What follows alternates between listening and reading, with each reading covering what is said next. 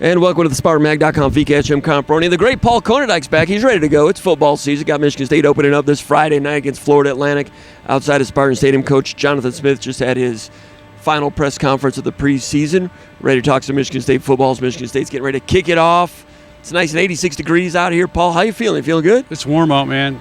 It doesn't feel like football season, but the vibe in the room with the players last Thursday, I was gone, so I'm catching up on interviews and hearing Smith today. You can tell that those guys are ready to go, and I think they feel reasonably comfortable about, when they say process, they're talking about implementing a plan. I think there's a plan, and everybody is on the same page. You can tell by the coaches, Courtney Hawkins, how excited he is to be going through this. Even the two DB coaches, they're excited about it, and they've worked really hard, I think, to put what they think is maybe the best version of themselves, or get those guys ready to go. And I think they're excited to see what the actual product looks like on the field. Yeah. You mentioned Courtney Hawkins, and everybody should go check out SpartanMag.com, the story Jake Laskow did a couple days ago. Courtney Hawkins, his comments, or you can go to this YouTube channel to see what Hawkins said last week. Also, in the meantime, hey, give us a thumbs up, give us a like, subscribe to the channel. That way you can get updates and alerts when we're doing Spartan Mag Live and those type of things. We appreciate that. Go over to SpartanMag.com, become a subscriber. There's deals going on this week for new subscribers. We'd love to have you be a subscriber over at SpartanMag.com. But those of you that are subscribers, go check out Laskowa's story. It's, Hawkins has been around here for 3 or 4 years as a coach, and he's always been positive and upbeat, but I've never heard him that positive. Just about the culture of the program.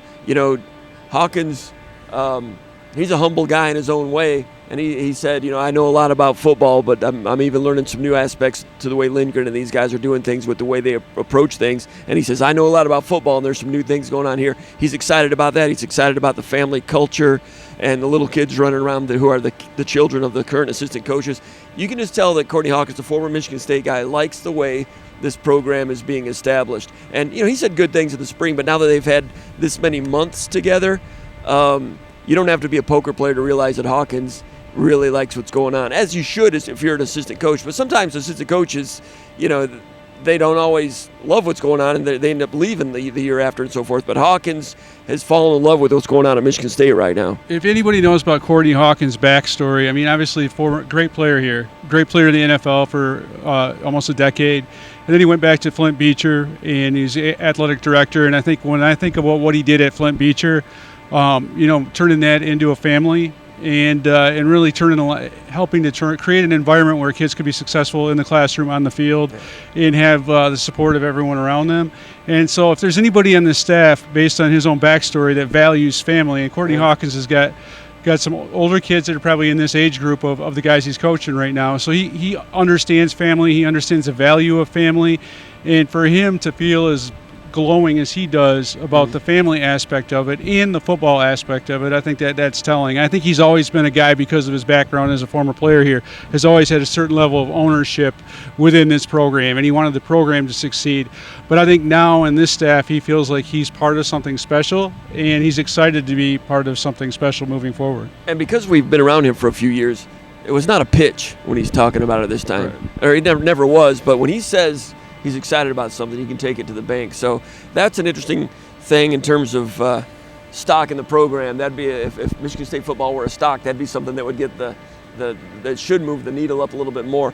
Did you know that just a few years ago, the state of Michigan ranked first in the nation for deposit container recycling? 90% of all purchased bottles and cans were being redeemed for their deposits. Today, only 73% are being redeemed. That means Michiganders are forfeiting $105 million every year in bottle and can deposits that are not being redeemed. And it's not bad enough that those are not being redeemed. It's also having a negative impact on the environment. Michigan's deposit system creates the cleanest recycling material for the beverage industry to make new cans and new bottles, and it reduces the environmental impact of creating new cans and bottles when you take them back. When Michigan's recycling rate drops, it hurts the environment, it hurts the industry, it hurts all of us. Help the environment, help yourself, take them back. Take back your bottles and cans. They're your lakes, your roads, and your beaches, and it's your dime. So take them back. It's worth your time, and everyone will benefit. Take them back. A message from Schupan, a great Michigan company dedicated to recycling and dedicated to your Michigan State Spartans. Among other things, Jonathan Smith excited to coach his first game this Friday night against Florida Atlantic. As far as the football players go, he was football players and personnel decision. He was asked about the starting 22 and if that's solidified. And he really didn't come out and say that all 22 were solidified, but he said there were a number of positions at which you would see second stringers in the game early and often, and that's his philosophy going forward. He was asked about the quarterback position, which I thought was a little news nugget today for those of you that have followed Michigan State football and Oregon State last year and the way they did things. You know that Aiden Chiles last year played often the third series of the game, 8 or 9 times last year, and that was scripted that he would go in and play the third series. He did that for Oregon State last year as a 17-year-old true freshman against Utah last year when Utah was undefeated, number 10 in the country. So they were doing it against everybody. Didn't do it, I don't think, against Washington and Oregon later in the year, but he was able to get experience and became a little bit more comfortable as the season went along. Smith says he does that to give young players experience, to create a more experienced depth chart, to manufacture some depth so that if and when you have to put someone like that in, they're not ice cold. So it's in theory it sounds good, but you actually have to put a guy out there, and you might have a 3 and out at various positions if you do that, or things might not go well. But he's committed to it, and they did it last year with Chiles behind DJ Uwe-Ungalale. This year, Chiles, sophomore, still 18 years old, is going to turn 19, I think, in September. Question is, with Tommy Schuster coming in as a graduate 6th-year guy from North Dakota, a guy who's had a lot of experience at a lower level, do you give him the third snap of a game the way you did with Chiles last year?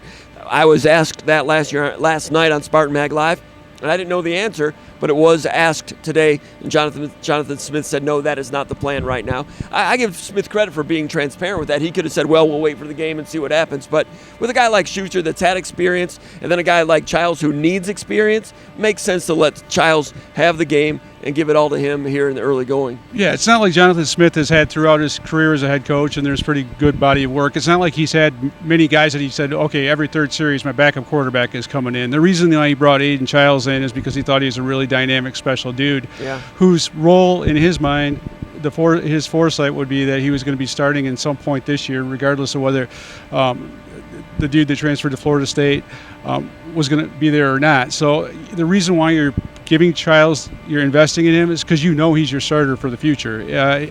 If he's not ready, if he's not going to be that guy, it's not worth the investment. And sure.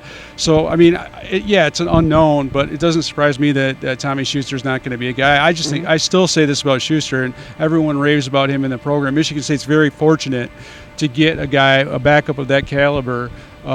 Sure. Not just as a guy that's been through everything and can show Aiden Chiles the ropes, but a guy that can come in and do some things. We see all the time, college football pundits are talking about, this transfer, he's going to help this program do this, and what happens? That guy gets hurt, and the guy that comes in can't do anything. Well, with Tommy Schuster is a guy that wants to be here, wants to be back home in the state of Michigan, and I actually think he can do some things. Not going to work it the way Smith wants with Aiden Chiles. Isn't obviously the quarterback for the future, but it's valuable to have a guy like that who's willing to play a role. And it makes no sense to me to mess with Chiles. Sure. Saying, he's going to get this number of series. You want Chiles to get as many reps as you can because he's your guy. Makes sense, and it's refreshing that Smith went ahead and said it's going to be that way. Defensive tackle, some other positions. There's a lot of depth. He mentioned defensive line. There's going to be reserves going in, which is what we've been talking about for the last couple of weeks. Same with inside linebacker. Same with the tight end position. And he mentioned Parachek's going to be in there, which was a nod to Parachek because he's had, they mentioned that he had been banged up previously, but he mentioned him today that he's coming around. Masunis is in there. Adamola Fileye is in there. So the number of tight ends that are going to be game ready is going to be like double what it's been in the last 5 years at Michigan State, in my opinion. Well, so we'll have to wait and see how it's going. All right. It's got to be. It's got to be when you're on. I mean, I think we went back and looked at it. In all but maybe 3 games last year, they started 2 tight ends. So you've got to have multiple tight ends that are ready to play. If you're going to play 2 tight end sets as much as they do, you got to have a lot of tight ends. And Masunis is the blocking guy. And then but Adamola Fileye, that's great, man, because he came a long way in the spring where he could actually catch the ball and run routes, and presumably now, based on what we've heard, he's actually doing some good things with his body and blocking and whatnot. And And shout out again to Wozniak and what they've done with tight end, because every year it was a recurring theme. Is the tight end going to be able to do this? And now it's almost taken for granted that they're going to be able to block, that they're going to be able to catch the ball, and that's a big deal. Having 4 good tight ends without 20 tight ends on scholarship is impressive. It's good. There's some buzz around here, and Smith said he could feel it a little bit. The students are back, and he mentioned that it took a little longer to get over here. It's just a small 5-block drive, but they might be better off just walking, because now the students are on campus and parking gets a little bit challenging. But the students are on campus, 86 degrees. There's more foot traffic today than I was mentioning this to Jake Leskow. I've been coming here for 35, 30, 40 years, whatever it is. And just driving here today, the foot traffic from students, more than I've ever seen. I'm not sure why that is. Good for them. Feels like campus, feels like the school year. We just had a guy come by, Paul, who parked his bike and gave us a heart sign. So you got a fan over there, Paul. I think it's you, Jim. I'm used to the other signs. It's fair. That's fair. So as far as what's going to happen this weekend, Florida Atlantic coming in. They were 4-8 last year. A team, Tom Harmon, in his first year there, he was prodigy du jour when he was offensive coordinator for Urban Meyer at Ohio State. 2014, he helped orchestrate that upset of Alabama in the first ever college football playoff, and was a hot commodity. Went to Houston, had some really good years. Was hired at Texas, had a couple of good years, but things didn't work out that well. Went sideways. Now he's back trying to recapture his career at FAU, which is the same place that Lane Kiffin went to resurrect his career after things went sideways for him at USC. Lane Kiffin now doing a really good job at Ole Miss, so that's what Herman has in mind. Like I said, 10 years ago, he's considered one of the best young minds in college football. He still is a very good offensive coach. Last year, they were expected to have, I think, Casey Thompson be their quarterback. He's a transfer from Texas. He became injured in September, out for the year. So that really set them back. They ended up going with this guy, Richardson, who was a transfer from Central Michigan, went back home. He's a Florida kid. And he was a little erratic, had some good moments here and there, but he wasn't Thompson. Ended up going 4-8. They played Illinois last year at Illinois. Gave them a tough game, lost 27-21. And that was an Illinois team coming off a very good season the year before. So Florida Atlantic it's not foreign to them to come up to Big Ten country early in the season and give a respectable, established Big Ten team a tough game. That's what Illinois was last year. They were ahead, theoretically, of where Michigan State is at this point. Now Florida Atlantic has a new quarterback, Cam Fancher, coming in from Marshall. We watched Marshall a little bit last year because their coach was kind of on some of the coach watches early last season after the Mel Tucker thing went in the toilet. And Fancher is a good guy going down there. You mix him with Herman, and they're going to show up with a lot of Tom Herman stuff going on. A lot of, everything is shotgun like in the Urban Meyer days. Even on 4th and 1, they'll be in shotgun. Misdirection, throwing some passes here and there, stretching you this way and that way. They'll want to run the ball. They've got a very good center named Morangus that snap and pull. He's mobile. The things you can do, just watching him last year against Charlotte, there was one play where he snapped and pulled into an inside gap as kind of a lead, pin and pull, and then a couple plays later, pin and pull on a counter with the center and the tackle, a CT counter kick out. When you've got a mobile center like that, that can create some hesitancy in your linebackers and so forth. They're going to do some interesting stuff, and there'll be stuff that they've not seen on film. It's a Herman offense. They'll be good. Their strength as a team was defense coming in from last year. It's going to be a football game, Paul. This is going to be Michigan State cannot show up with their C+ game in this game. Absolutely not. And I think that's one of the reasons why it's good to have a guy like Joe Rossi who's so uber detail oriented. And we've heard about in the different scrimmages about like how few busts there were. And I think he's going to have them as well prepared as they can be. But there is going to be stuff that breaks down. There is going to be stuff that you see in every single game. So I think, for Michigan State, you got to be.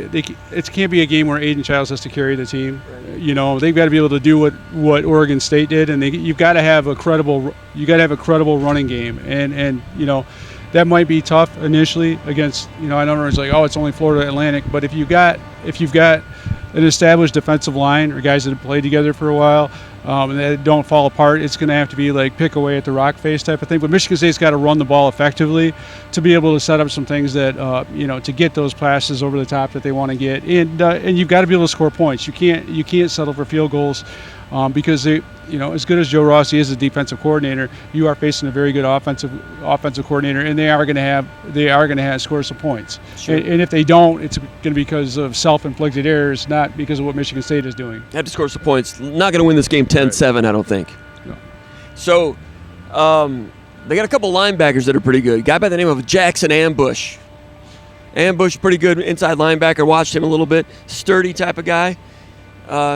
Reminds me a little bit of our friend Tyrone Garland that played back in the mid-'90s for Michigan State. Maybe a little bigger, but productive. The guy next to him, Tisdale, transfer from Auburn. Two pretty good inside linebackers with experience. The defense, I'm not saying it was a great defense last year, but it's going to be a respectable defense. And Michigan State, are they going to be able to establish the run like you said? Because everything's predicated on the run. They want to establish the run, get play action going, outside zone, inside zone, and a lot of other things in that offensive line. I mean, it's not just zone, wide zone. You hear people talk about that. They'll do duo. They'll do man-to-man blocking in there. It's varied for Michigan State's offensive line. They want to be able to run the ball. Last year and the last 2 years at Oregon State with Martinez, they were excellent in the run game, and quarterback was pretty good. Got to get the run game going. Got to get those tight ends blocking so you can open up those other things so it can all operate. If the run game is not working, the rest of it, the engine's going to be missing a little bit, and then you get caught in a tough game. We have no way of knowing what this offensive line is going to look like. Right. Brandon Baldwin at left tackle, you assume, is going to be better. Newman is brand new. I think he's going to be pretty good. Across the board individually, there's some solid guys. Some are proven, some are not, like Big Dooley at right guard. I think he's got a lot of talent. Phillips, opening night, what will he look like? What's Lepo going to look like at right tackle? We don't know. So to try to tell you what the run game's going to look like, we don't know. But it needs to be good, and the coaches don't know. And Florida Atlantic's going to come here to try to stop that run game. Yeah, you look at Oregon State, and you're talking about Martinez, but if they don't have a established, well-coached offensive line with a good operation, very good offensive line. He doesn't do that. Everyone's talks about who the running back is. I'm convinced that Michigan State has quality running backs. I know they do with Nate Carter and K'Ron Lynch-Adams. We heard some good things about him again today, but I don't care who you got. You could have Le'Veon Bell back there, and if that O-line's not blocking, it's going to be a long day. But I do think that we haven't seen guys get scramble to put guys in a tackle position. So the Brandon Baldwin thing, the fact that he's been a tackle throughout, and you don't have people looking to put Luke Newman in tackle, that they've been allowed to keep him in one position so he can play that position really well. I think that's evidence that guys are moving in the right direction. You talk about Big Dooley, that competition with him and Brocious, I think that's a legit competition to the point where where Brocious is pushing, knocking on the door to be in to getting game reps as the season progresses. So, and I also have a lot of faith in what Michalczyk does. I mean, I think not just offensive line, but the whole run game scheme. I think it's all really well tied together. And when you look at some time. When you look at some of the failures though with Michigan State over the past few years with the run game, a lot of it is they can't run in short yardage. Well, those failures aren't always the interior line or even the tackles. A lot of it's what are the tight ends doing? So I mean, so it's got to be a cohesive thing, and I'm looking forward to seeing what they do, and I think part of it is staying committed to it and having confidence in it. And I'm not sure what it's going to look like in game one, but I think it's going to get progressively better as the season goes on. And when they get in 3rd and 5, 3rd and 7 passing situations, if it's covered, Chiles has very good ability to tuck it and run.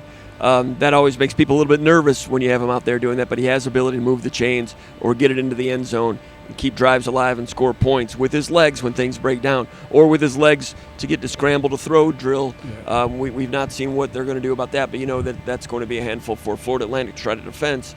But in the meantime, Chiles, his first ever start, what's he going to look like in terms of making his reads, staying within himself, and going through progressions. And he's got all kinds of horsepower, just making sure he's not overthrowing everybody on some of the intermediate routes. And I asked Jonathan Smith today. Jonathan Smith knows what it's like to be a quarterback at this level, your first start. Any idea what Chiles is any indication how he's going to handle it? And he basically said you don't know until it happens. Right. He didn't come out and say it that way, but you'll learn when we learn, when they learn. Chiles has all kinds of ability. If you're a Michigan State fan, you're hoping that this is one of 39 starts that he'll have at Michigan State. So it's start number 1 for him. This is what he came to do, and he's got some good players around him. He's very excited, very optimistic. But I'll say it again, it's going to be a game on Friday. But that's why you play him the third series of every game as a true freshman. Yeah. Even though it was at Oregon State, it benefits Michigan State now. He's been groomed for this. I mean, this is the plan all along, is to have him start. And, Jonathan Smith, he's probably a little bit superstitious. You're not going to come out and say, oh, he's going to kill it. I know he is. I mean, you don't want to put that kind of pressure on him. But the confidence in Aiden Chiles, I think, is very high. And I think, this is a little bit different situation than what Michigan State had with Noah Kim, a veteran quarterback last year coming in. He was a little bit over anxious. He didn't get great blocking by any means, but a little bit different. Over anxious, and he missed guys high that he didn't miss in practice, but it was the first time he'd played in 4 years. He hadn't played a football game in 4 years, and he just, intermediate throws that he could do in practice, he's airmailing. The downside of a guy that, no matter how much arm talent he has, and we've seen this so many times over the year, a guy like, I'm thinking of dudes like Andrew Maxwell, because he was a pretty dang good quarterback in high school. I thought he was tools. Had tools. Guys that have to sit around for 3 years and they have to wait their turn, for whatever reason, it seems like those guys are more prone to failure, or more prone to getting thrown on, getting quick yanked, because you got to win. But there's something about guys like an Aiden Chiles, who's started a lot of games in high school. Obviously, got experience last year, and then this is kind of the natural progression for him. I'll be interested to see, and he's got some, he's got a couple of veteran guys out there that can calm him down. I think Ryan Lindgren, offensive coordinator, is going to give him initially some throws and stuff and some plays that suit him well and that can allow him to be eased into the game. I don't think I'd be surprised if the first game is something crazy. They're going to do stuff that makes him feel good, that allows him to get his feet wet, get rid of that adrenaline so he can go into, operation mode. And you mentioned K'Ron Ledge-Adams, the transfer from UMass, over 1,000 yards rushing last year. The number 2 running back in this sport gets a lot of carries, and sometimes some important carries. So I'll be eager to see what he looks like. I'll be eager to see what's going on in the offensive line. Smith indicated when we were talking earlier about the depth that is going to get on the field, the second stringers that will get on the field along the defensive line and at linebacker and at wide receiver and at tight end. He mentioned that offensive line, if I heard him right, sounded like that it's a +1. You have 5 starters plus one more guy. And we both assume that that's Brocious at right guard. Maybe it's Stanton Ramil at tackle, but I suspect it's Brocious at this point. It would be the +1 at this point. And they're going to continue to develop, hoping they get more than one, but right now, just a +1 at offensive line. I would think it is Brocious. I think Ramil, because Mihalchik said the other day that he feels good about 3 tackles, and Ramil would be one of those guys. And that was newsworthy. Yeah, that was newsworthy, and he said a lot of complimentary things about Stanton Ramil. But when he talked about the offensive line, and he was trying not to give away position, information on where the competition stands, he did mention that that Christian Phillips and Gavin Brocious, that was a competition. So that seemed to me to be the most heated of the competitions. And Chris Phillips is the guy that won that battle, and but that doesn't mean that Gavin Brocious isn't close. And if you're going to run the football effectively, you need to have some interior offensive linemen. And Mihalchik has an NFL background, and he talked about the NFL kind of idea of you got 5 guys ready to go on game day. You've got one guy, the 6th guy, ready to play 5 different positions, and then you have a 7th guy just in case of injury that can step in. Now, the 6th guy in this instance, in my opinion, would be Gavin Brocious, and the 7th guy would be probably a Stanton Ramil. Doesn't mean he's going to play, but I think based on what Mihalchik said 2 weeks ago, I think that they think he's ready to play. They did not issue a depth chart. Michigan State's not issued a depth chart since 2019, I think. Maybe even 2018. And last night on SpartanMag Live, I was asked to project who I think the 2 deep is, and just projections. I think some of the questions, I'm expecting the inside linebackers to be Cal Halliday and Jordan Turner. I think Jordan Hall is going to come off the bench, and he'll be motivated coming off the bench, but that speaks to some of the depth at that position. In the secondary, it's going to be interesting. Malik Spencer, you'd assume would be the guy. Dylan Tatum, hearing good things about him now in terms of bringing some physicality to that safety position after he played out of position at corner for a couple of years. Demetrius Martin described him as being a sawed-off will linebacker at safety. So Tatum's looking good. You've got Armorion Smith, who in a short period of time has won everybody's respect because he was injured, season-ending injury last year in September. These coaches did not see him on the field in the spring. This is the first time. He's 210 pounds.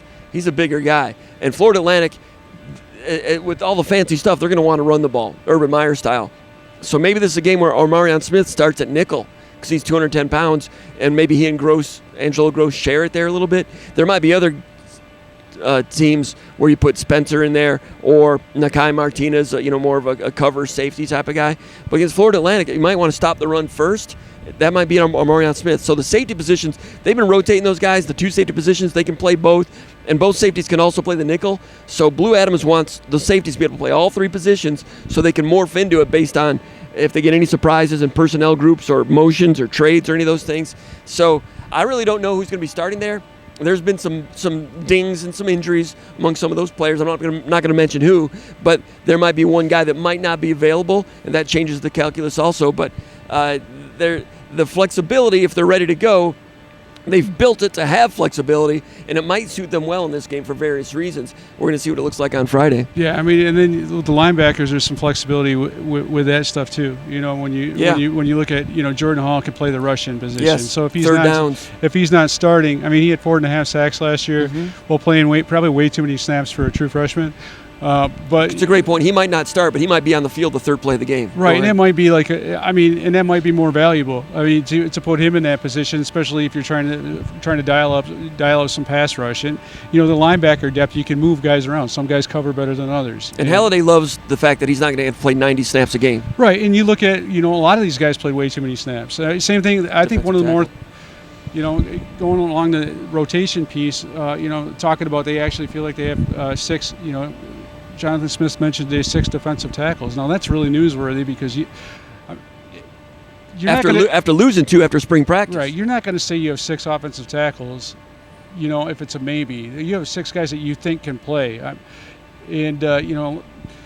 Langi Suaianoa last week said he wasn't sure at that late date which of those guys were going to get. But it was that tight. But in his body language, he was excited about where they were at. I think there's a pleasant surprise with where those guys are at. And to me, the news isn't who's going to start on the interior defensive line. The news is if you've got guys that are really good behind them. If you have your third and 4 guys are quality. That's what winning football teams have. It's not how good are your starters. It's can you get guys on the field like a Naquan Jones, a Raekwon Williams early in his career? And can you get Maverick Hansen off the field? Yeah, absolutely. So he's playing 38 snaps instead of 78. And that's a big deal. Big deal. And the other thing, too, I was interested, like when I was listening to interviews on the way down here, is those guys are cross-trained, so they're playing 3 technique or nose. And it's interesting that against a fast-type team they could do either or. I'm interested to see how that works. But just the simple fact that Michigan State feels like they have 6 guys that are rotation-worthy, which in my opinion would be better than functional, is significant. And, it speaks to the players, but it also speaks to the coaching that's going on. I think Dowse and Hansen are legit Big Ten quality defensive tackles. I'm not saying they're all Big Ten type of guys. Maybe Dowse will show that this year. I'm not sure. And then the 4 guys behind them, they're jockeying to see who goes in next. They have to prove something. Alex Van Sumeren has to prove something. Ben Roberts coming in from Oregon has to prove something. Jalen Satchel coming in from Old Dominion has moved from defensive end to defensive tackle and lost weight while doing so. He was a 5 technique, 2-gapping, 30 front guy at Old Dominion. So it was kind of a defensive tackle playing defensive end. So it's not a huge leap for him to move inside. He kind of was an inside player anyway. But what is he going to establish? He'll have an opportunity. They've been figuring it out, and there's a couple other guys I'm slipping. The Nelson kid, the walk-on. Nelson. That's the guy that Lengy mentioned. When he was talking about guys, he wasn't talking about that guy as a and one. He was talking like an add-on or just keep an eye on this guy. He's talking about guys that were competing for spots in the rotation. And Sean Beeler. I'm not sure they're going to maybe use him in this. Maybe they would. Maybe they think he's good enough where he is that 6th guy, and that would be valuable if you could get him, 100 reps or something, 100+ reps for the year. For the year, true freshman. And we've seen that in the past with even with some really good defensive lines. You think of some of the stuff Michigan State has done in the past with guys getting on the field as true freshmen, just getting their feet wet. Because honestly, if your guy is that good. And he's a defensive tackle, he's not going to be there for 5 years. And what we're hearing, and I've mentioned this before, is Brian Wozniak, the tight ends coach, I asked him who's looking good on the other side of the ball that you play against, and he said Mike Schonbeeler. He said that guy, quote, is an utter monster. Yeah. An utter monster. And you look at him, and that guy, he kind of does have some of that. I'm surprised that that guy was like a high 2-star, committed, the day before the end of the February signing period. He was the last guy, but Chicagoland D linemen. They make D linemen in Chicagoland and the surrounding areas. And Michigan State's frankly had a lot of success, of guys that came in late. Like Raekwon Williams, he jumped way up in the rankings late, but he was a guy that didn't sign initially on signing day. He has a little bit of work to do with his grades. Deshaun Mallory's a guy that kind of blew up a little bit late. Naquan Jones. Naquan Jones, well, he had great issues as well. But Mike Sean Beeler is a guy that, I've been covering this a long time, but I was surprised, and I told you, after a practice, that he gets off that line really low. And he's got great balance, explosion, and center of gravity. And one of the things that really keeps young defensive linemen, especially interior guys, from playing early is because they don't get off low, and they have a hard time with a sled drill. He plays as low as any of those guys out there. So he's looking good. He's one of the surprises of camp as a true freshman coming from Chicago Simeon High School. Now, at what point, that's a war room decision also. If he busts his way into being one of the top 3 defensive tackles on the team, then you play him. Like you said, you might not have him around for a while. But if he's just kind of third string and you don't have to play him because the depth is pretty good, do you play him 4 games and shut him down to preserve that red shirt just in case? Like you said, you might not have him anyway. But in this day and age, when you can pay players, maybe you can keep them around. So playing 100 snaps over 6 games is not worth it. 100 snaps over... I don't know. Can you pay more than USC? Yeah, USC's NIL is screwed right now. But I'm just saying, or let's say any other big, like Texas, like whoever has the big. I don't care. Well, not if he's great. Right. But if he's just kind of good, like Jarrell Worthy, good. Right. And Jarrell Worthy was really good. He went early and was drafted 3rd round? Yeah, he was drafted 2nd round. He could have been drafted 1st round if he stuck around. And in this day and age, he would stick around and get paid. Right. Probably. Maybe. Some of it depends on the kid, what his mindset is. You're expecting everyone to make the best business decision. Maybe they don't. So is it worth Beeler to burn that red shirt at 12 snaps a game? If he's good enough to get 12 snaps a game, he's good. Well, here's the point. You get him. You let him play early, I think, because you want him to get the experience. And then if someone gets hurt, then that makes the decision for you. If Michigan State's fortunate enough to get a comfortable situation on Saturday, we might see him, or we might not see him for weeks. We don't know. But he's a guy that they've got that is positive considering how poorly the Michigan State has done with 4-year high school level defensive linemen. There's no way to wean yourself off an addiction to portal defensive linemen or junior college defensive linemen back when John L. Smith was a coach. The only way to do it is to get and develop 4-year high school defensive linemen. And that's, to me, they weren't going to take anybody in this class because you got to have guys that can help you now. But for them to get that one guy and to show that they've got some good evaluation ability, that's a big plus. And to get a defensive tackle late in the calendar, Mark D'Antonio used to do that all the time. Maverick Hansen shouldn't have been here. But think of where Michigan State would be without Maverick Hansen or Mark D'Antonio's last interior defensive line class. It's kind of ridiculous.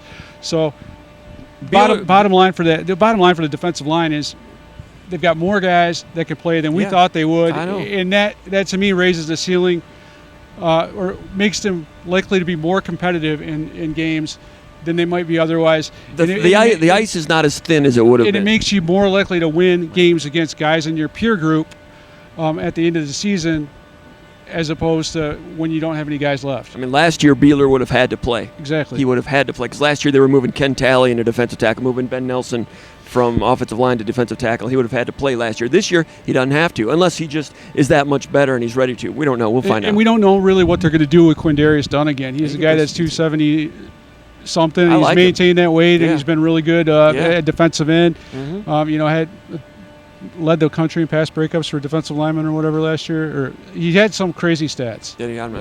He was second-team All-Conference at Middle Tennessee State. He played a lot of snaps. So pretty good in the spring game. If you're thinking, like Joe Rossi, he's not beholden to have a 300-pound interior defensive lineman all the time. So Quindarius Dunnigan's a guy I think that's got some versatility. Third down. And how are they going to use him in there? Just like we talked about Jordan Hall earlier at linebacker, he's going to play some rush in. I'd be really surprised if Quindarius Dunnigan didn't play some interior D-line in passing downs. Especially on third downs. And I like Dunnigan. And I had to believe that I thought that he and Thompson were the 2 best defensive ends in the spring. But then Bogle looks like he's going to start at rush end, and either Dunnigan or Thompson will be coming off the bench, which is a little surprising. We'll see how it all shakes out. Maybe Bogle has played that well. We've not seen that yet, but I would have expected Dunnigan to be better than Bogle, although it's a different position. But we don't know for sure. We'll begin to find out on Friday. As far as Michigan State goes, I was talking about this last night. In my estimation, I think there's 6 swing games on the schedule. There's the 4 games in November against Indiana, Illinois, Purdue, and Rutgers. Even though Rutgers is a lot of people are high on them because they've got an easy schedule. They got a good defense, a good run game. Rutgers could win 9 games this year. And they might come in November, and they might be riding high and like total buy-in, which is important in November when everybody hurts. If you're riding the best season in school history, theoretically, in some respects, you can play through those bumps and bangs better when it's 21 degrees in November. So that game, I'm still calling it a swing game right now because we don't know what that's going to look like. I think those are swing games, and then Boston College and Maryland. 6 what I'd call swing games, which is more than usual. Usually I'm like, you can usually expect to go 500 in your swing games. So that's 3 wins. You get a 4th win against Prairie View, theoretically a 5th win against Florida Atlantic, and then you had to upset somebody to get to 6 wins. That's going to be tough. That's kind of where I think they are. That being said, like I said last night, at this time last year, Northwestern was coming off a 1-11 season. They'd fired Pat Fitzgerald. The program was in disarray. There was no way that Northwestern was going to have a good season. Everybody picked them dead last in the Big Ten. They went out and won 8 games. That guy should have been National Coach of the Year. So Northwestern they were dead in the water. There was no chance. So if Northwestern could do it, I'm not closing the door on anything Michigan State in regards to winning more than 6. But it's going to be difficult, but it's going to be, as D'Antonio used to say, the margin is going to be that much on some of these games. Yeah, and if these guys do win a game early, if they do win one of those spring games early, it's all about momentum. Yes. And you look back to Mark D'Antonio's first season here. They had a really good start. They didn't have the depth to finish. They went 7-6. I was watching the Boston College spring game the other day, and they were raving about the classic Champs Bowl matchup between Matt Ryan and Brian Hoyer, and it kind of made me laugh because a lot of Michigan State fans were upset that Michigan State was in the Champs Bowl. To me, that was an amazing accomplishment. But they started fast, and they gained momentum, and they started to believe in themselves. And the other thing too, like watching some of these early college football games this past weekend, when you have roster turnover, having guys that are close-knit and gelled together, and everybody has a lot of roster change, but it matters. And you see that all over the place. And what you're hearing from these guys is, yeah, they are close. And it's counterintuitive when you have that many guys there. But the guys that came back, all those guys, they want to be here. They want to finish something. And I think they brought in good dudes. Thanks a lot. Anything else, Paul? All right, that'll do it. We appreciate Paul Konyndyk and all the subscribers at SpartanMag.com. If you're not a subscriber, go over there, check it out. You will enjoy the coverage. If you're still with us and watch this whole thing, that means you're a big-time Michigan State fan. You need to be a SpartanMag.com subscriber. For Paul Konyndyk, my name is Jim Comparoni. You've been watching the VCast with the Spartans from Spartan Stadium for SpartanMag.com.